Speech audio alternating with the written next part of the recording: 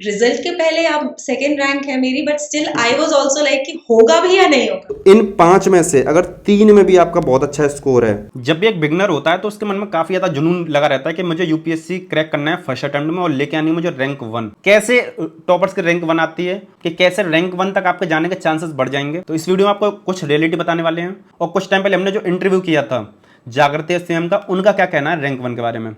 आगे वीडियो में हर एक पॉइंट को डिस्कस करेंगे। वीडियो को पेशेंसफुली शुरू से लेकर एंड तक देखना। स्टार्ट करते हैं इस वीडियो को। जैन future officers, my name is Vijan Singh, welcome to KJ mission. तो देखो, सबसे पहले जो बेसिक चीज है जो आपको समझने वाली है वो है कि रैंक 1 आता कैसे है, कैसे पॉसिबिलिटी बनती है। जब बिगनर होता है ना, उसके मन में यही लगा रहता है कि रैंक 1 आना है, मुझे रैंक 1 लेके आना है। और रैंक 1 लाऊं कैसे में? रैंक 1 लाने के लिए करना क्या होता है, जैसे कि आप जानते हो 3 स्टेज होते हैं, प्रीलिम्स, मेंस और इंटरव्यू। प्रीलिम्स सिर्फ क्वालिफाइंग होता है और मेरिट लगती है जीएस1 वाले पेपर की, तो इसके तो मार्क्स जुड़ते नहीं है।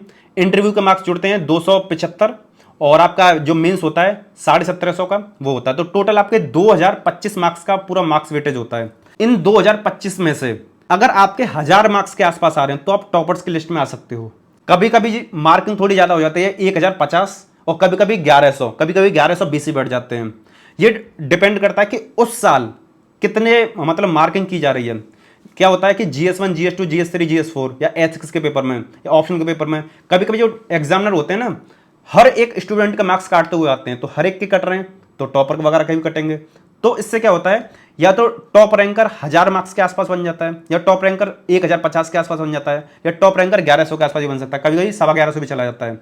हमने इसके ऊपर ऑलरेडी वीडियो बना रखी है, आप डिस्क्रिप्शन में जाकर चेकआउट कर लेना। उसमें हमने बता रखा है टॉपर्स के कितने मार्क्स आते हैं और कितने आने चाहिए टॉप रैंकिंग के लिए।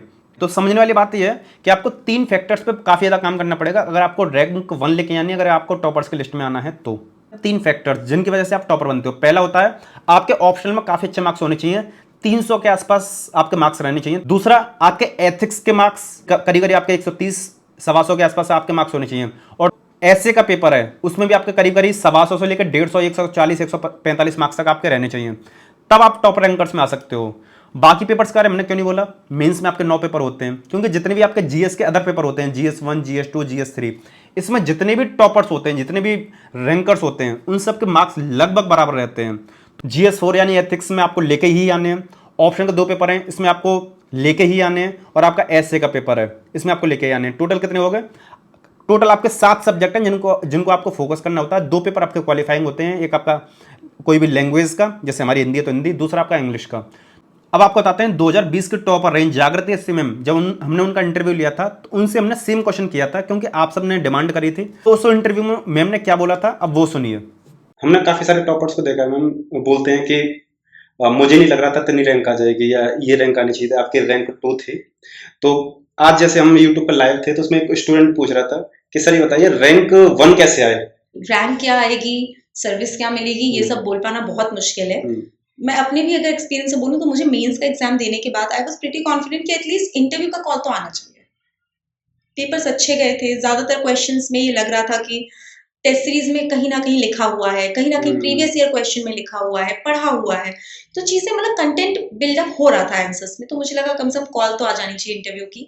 बाकी रिजल्ट के पहले अब सेकंड रैंक है मेरी, but still I was also like कि होगा भी या नहीं होगा, लिस्ट में होंगे या नहीं होगा। वहां पे डाइस ही होते हैं, रैंक तो बहुत दूर की बात है। तो रैंक पे आप फोकस मत करिए।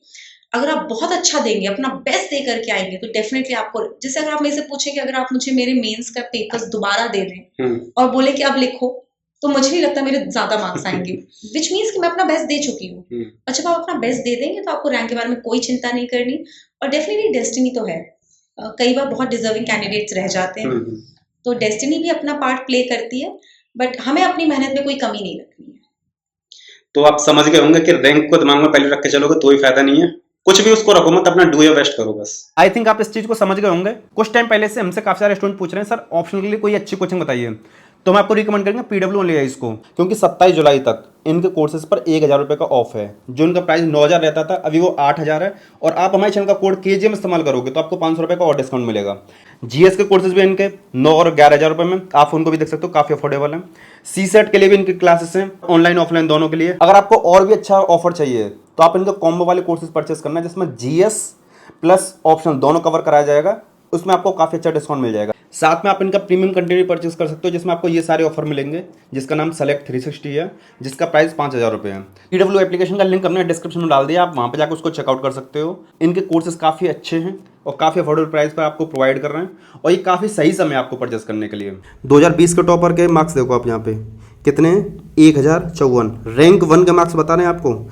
यहाँ देखो 1105 और यहाँ देखो ये आपका 1094। ठीक है, तो आप अगर ये मान के चलोगे कि मुझे 1100 ही लेके आने हैं तो भी ज़रूरी नहीं है। आपके अगर 1050 के आसपास मार्क्स आ रहे हैं, क्योंकि उस ईयर कितनी मार्किंग अच्छी की गई है उस चीज़ पे भी डिसाइड करता है। तो आपको दिमाग में मोटा मोटा लेके चलना है कि आपके ऐसे और एथिक्स में 270 के आसपास मार्क्स आपके रहने चाहिए। कभी कभी 300 भी आ जाते हैं, जैसे इसमें 150 आ गए, इसमें 150 आ गए, तो इसमें भी 300 हो सकते हैं। ठीक है, इसमें 300 आराम से हो जाते हैं, इसमें 320 हो जाते हैं, और इसमें भी 330 तक हो जाते हैं, और इसमें 190 के आसपास हो जाएंगे, तो 1100 प्लस भी हो जाएगा। लेकिन ज़रूरी थोड़ी ना कि आपके इसमें भी इसमें भी इसमें भी इसमें भी इसमें भी सब में बढ़िया आएँ। हो सकता है इसमें बढ़िया आ जाएँ, इसमें डाउन हो, या हो सकता है कि इनमें बढ़िया आ जाएँ, इसमें डाउन हो। तो इन 5 में से अगर 3 में भी आपका बहुत अच्छा स्कोर है तो आप रैंक 1 की तुलना में आ जाओगे। लेकिन वो 3 बहुत शानदार होने चाहिए कि उसकी तुलना में आपका कोई नहीं होना चाहिए। लेकिन हम आपको बोलेंगे आपके हाथ में ऐसे है, एथिक्स है, ऑप्शनल है, इन पर इतना तगड़ा कर लो कि इससे बढ़िया कोई लेके ना पाए, क्योंकि इंटरव्यू आपके हाथ में नहीं है कितना मार्क्स आ रहा है, वो दिन पर डिपेंड करेगा आपका दिन वो कितना अच्छा जा रहा है।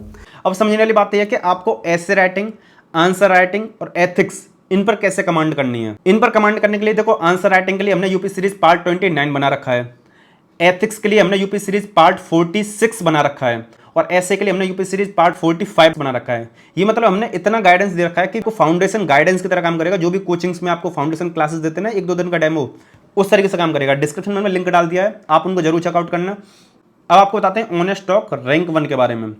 जब स्टूडेंट नया होता है तो उनके अंदर जोश काफ़ी रहता है, सोचते हैं मैं फर्स्ट अटेम्प्ट में रैंक 1 लेके आ जाऊंगा, लेकिन ऐसा नहीं होता है।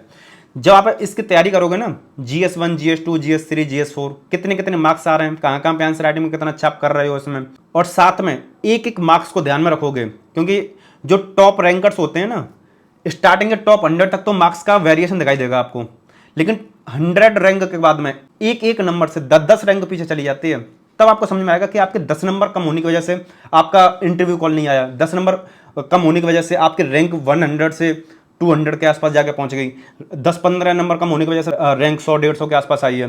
कभी कभी 1-2 नंबर की वजह से ही आपको IAS मिलना था, IPS मिल गया, या IRS मिल गया। जो तो आपको समझने वाली बात यह है, जिस पर आपको काम करना है, कैसे आपको ऐसे राइटिंग को इम्प्रूव करना है, कैसे आपको एथिक्स के पेपर को इम्प्रूव करना है, कैसे आपको ऑप्शन के मार्क्स को इम्प्रूव करना है, इस पर फोकस होना चाहिए, बजाय इसके कि मैं रैंक 1 लेके आऊंगा।